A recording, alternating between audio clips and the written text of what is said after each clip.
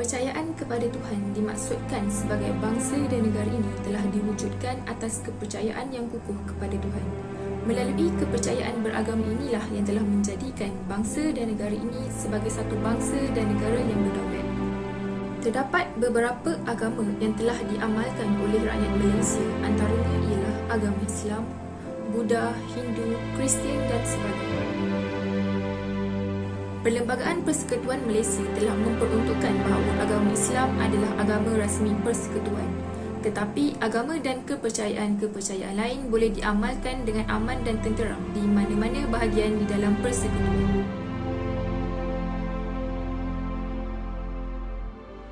Berdasarkan tayangan tadi, Malaysia terdiri daripada masyarakat pelbagai kaum yang mengamalkan agama dan kepercayaan berlainan dalam kehidupan seharian.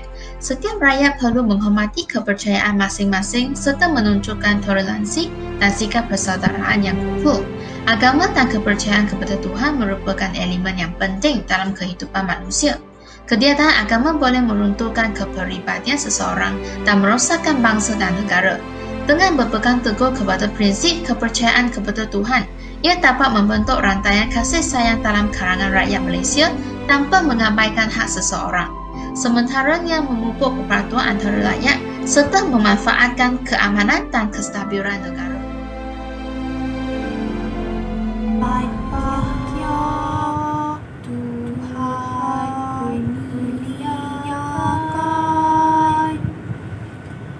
Raja kita selamat bertahta.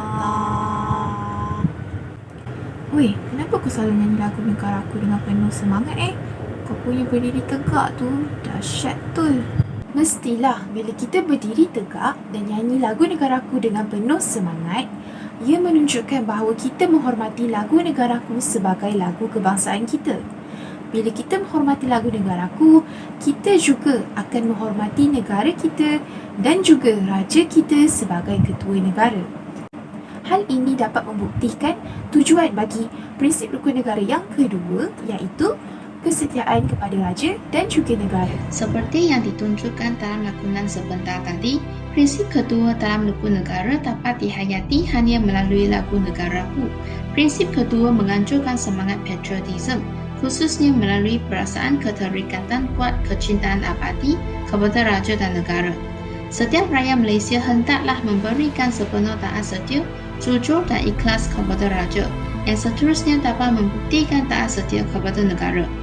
Apabila prinsip ini dihayati oleh semua warga negara, maka pasti kita dapat membina satu bangsa Malaysia yang menumpukan taat setia kepada raja sehingga mereka sanggup bersatu padu tanpa mengira kaum dalam melindungi Malaysia daripada pelbagai ancaman.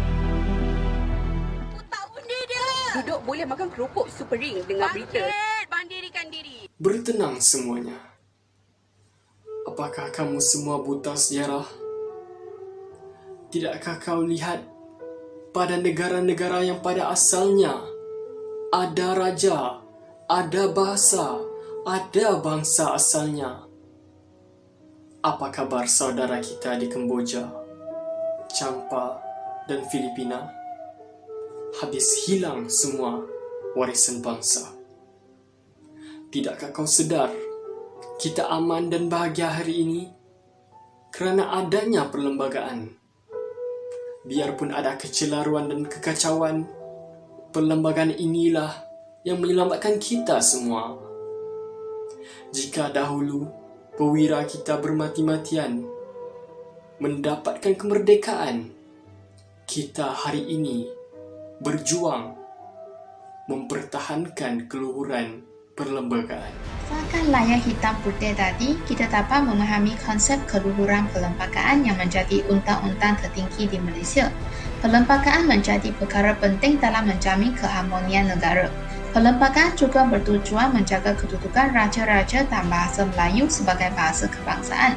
Sebagai rakyat yang berjiwa patriotik, kita wajiblah menghayati prinsip keluhuran perlembagaan secara ikhlas dengan menghormati perlembagaan negara serta tidak melakukan provokasi yang mengganggu perlembagaan negara.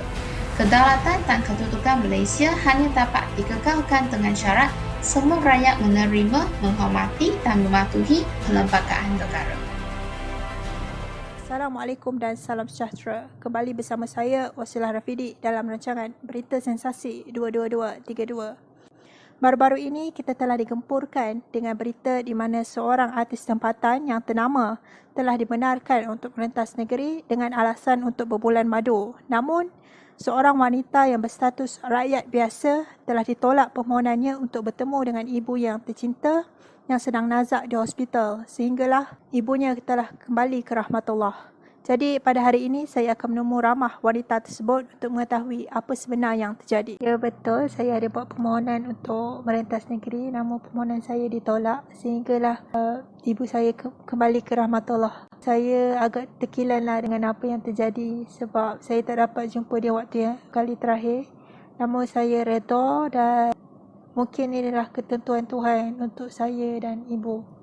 Jadi sajalah dari saya. Terima kasih. Jadi itulah sedikit sebanyak apa yang terjadi. Dan jangan lupa untuk kongsikan apakah pendapat anda tentang isu ini. Sekian, terima kasih. Berdasarkan berita tadi, kita dapat lihat layanan istimewa dan kelonggaran yang diberi kepada seseorang yang ternama berbanding rakyat biasa. Sepatutnya perkara ini harus dieratkan. Undang-undang yang berasaskan perlembagaan mesti dipatuhi oleh semua lapisan masyarakat, tidak mengira pangkat dan darjat. Setiap rakyat adalah sama taraf di sisi undang-undang. Rakyat Malaysia bertanggungjawab mematuhi segala undang-undang sebagai tanda penghormatan dan kecintaan kepada negara. Penyalahgunaan kuasa dan penglibatan dalam jenayah menunjukkan kekurangan semangat patriotisme dalam seseorang. Oleh itu, setiap rakyat mestilah menghayati prinsip ini secara mendalam dan mempraktikkan semangat patriotisme.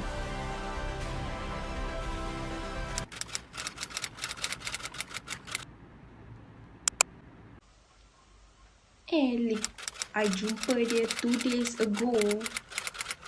Mana dia cantik. Makeup tebal terlebih. Puas hati aku.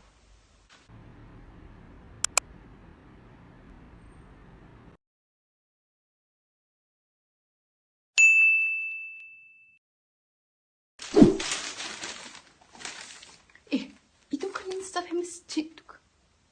Oh my god.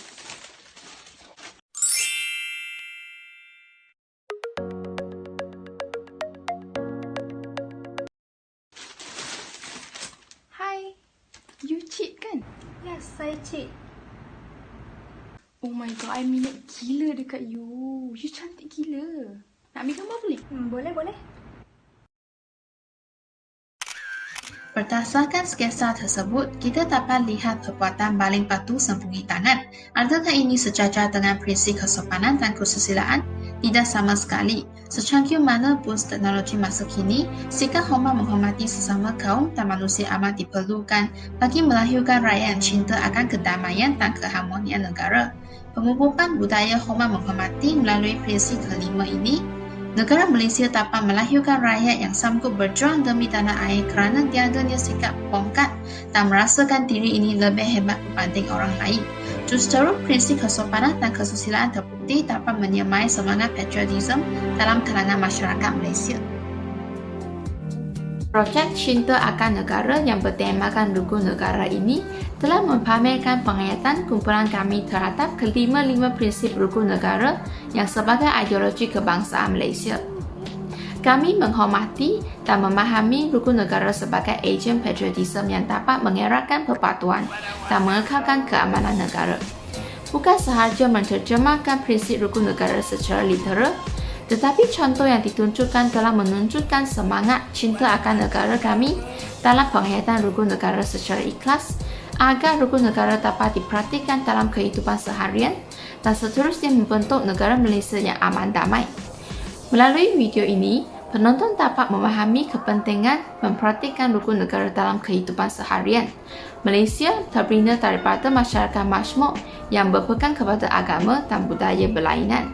Jika kekurangan penghayatan kepada prinsip rukun negara, maka negara kita akan menjadi huru-hara dan berkemungkinan mencetuskan ulangan sejarah iaitu peristiwa 13 Mei. Video ini membangkitkan semangat patriotisme penonton. Jangan hanya tahu melafazkan logo negara, tetapi menghayati dan mempraktikkannya. Sebagai rakyat yang bersemangat patriotik, marilah bersama-sama kita berjuang demi keamanan negara dengan berpegang teguh kepada prinsip rukun negara.